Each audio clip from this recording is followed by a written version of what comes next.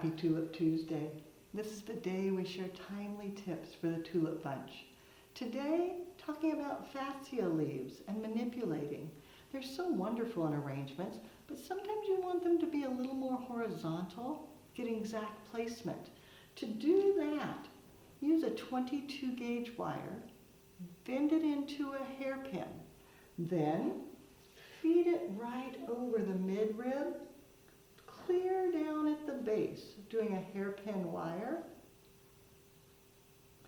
Then using dark green tape, I use dark green because it matches a little better.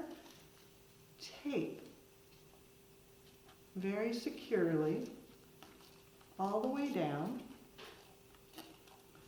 You'll want to leave the stem so it can still drink. So I've cut the wire a little bit shorter, then tape over.